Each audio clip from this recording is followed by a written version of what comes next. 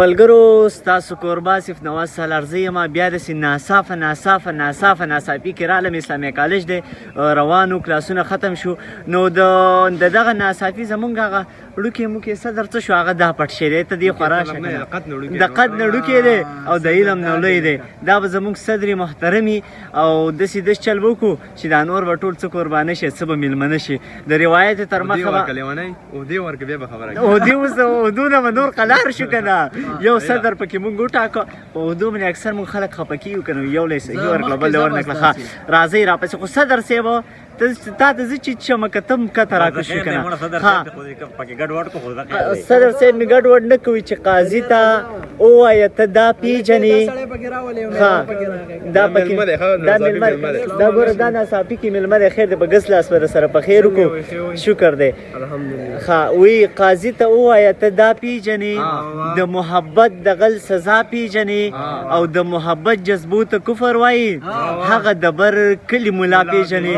ډېر ښه کلی رانږدې شوي یو پتا پورې وي دانش ته خندا پیژنې. ډېر ښه ډېر ښه. مېلمه ته به پکې څه وایي که نه بیا ترې راتاویږو. وایي مست جینۍ تعلیم پوره کړو، په نوکرۍ پسې پلار منډې وهي نه، او د پبلک سکول جینکۍ ښې وي، دا تورې تورې سرکاري سکول ته. ډېر ښه ډېر ښه ډېر ښه مېلمه. افشار جانه څه پکې را سره شوي؟ مکتب کې ولاړ یم، دغه به ووایم تا پسې نه راځم په دې لاره مکتب ته ځم، تا پسې نه راځم په دې لاره مکتب ته ځم. دا پلار دې پوه که چې زما ګریوان نه لاس وباسي. ډېر ښه. او چې څوک چې ذکر کړي خندا شم ورته وخاندم. دا خو رقیب دی چې د خولې نه مې بکواس. ډېر ښه. نادان صاحب له به راځو که ده له لاول نه راشو. زه دې به رام نادان یاسر به واورو. زه به درته دغه یو ټپ ووایم وایي چې د ښکلو څڼې او د چڼو ګیري چې څومره وغځېږي شرط دی.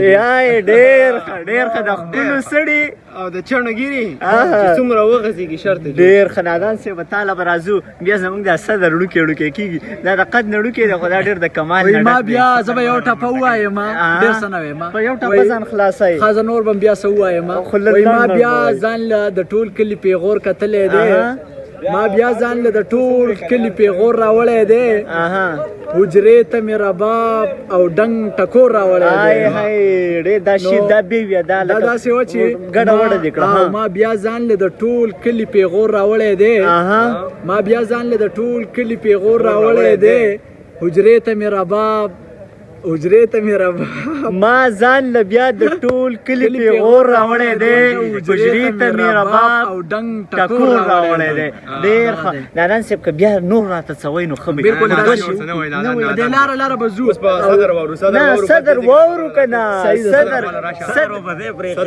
محترم ته به زه راکښته شمه. ابشار اتم د اصل لږ رانږدې که نه چې د صدر منځ کې موږ به تا ته ځای پرېږدو. موږ به تا ته ځای پرېږدو.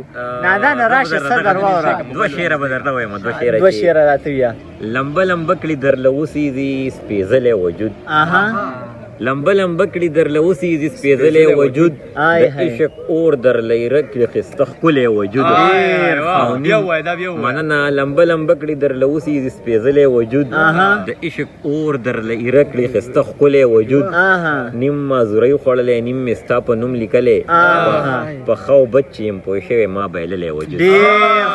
صدر صاحب بس غونډه مشاعره به مونږ په دغه شعرونه ډاله ختمه کړو. تا ته به یې ډالۍ کړمه چې د سختو ماښامونو تماشه به کول غواړي، ضرور خبره نه ده چې نشه به کول غواړي.